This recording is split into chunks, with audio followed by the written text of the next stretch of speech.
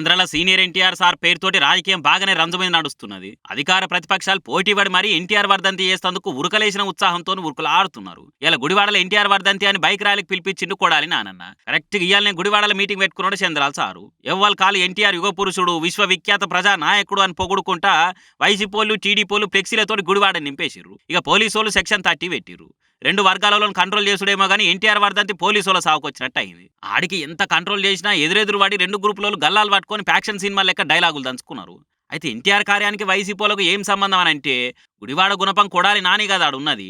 ఎన్టీఆర్ అభిమానుల ఓట్లు కమ్మనైన ఓట్లని మన కాంపౌండ్లనే గానీ టీడీపీకి ఓవద్దు అని వైసీపోలు కూడా ఎన్టీఆర్ వర్ధంతిని చేస్తున్నారు. ఈ నడుమ అట్లా ఎన్టీఆర్ పేరు మీద టీడీపీ వైసీపోలు కత్తు నూరుకుంటున్నారు. కంటి సూప్తో చంపేస్తాము అన్నట్టు సవాల్ చేసుకుంటున్నారు. అమ్మోలు దాటిపోవద్దని సీఎం జగన్ కూడా విజయవాడను ముక్కలు కింద నరికి ఎన్టీఆర్ జిల్లా అని పేరు పెట్టిండు. ఇవన్నీ రాజకీయ ఎత్తుగడలే గానీ నిజంగా ఎన్టీఆర్ మీద వీరాభిమానంతో అయితే ఏం చేస్తున్న కార్యాలు కాదన్న సంగతి బొడ్డూసిపోని పోరగానికేంచి అందరికీ ఎరికాయని గుసగుసలు పెట్టుకుంటారు ఆంధ్ర న్యూట్రల్ ఓటర్సు.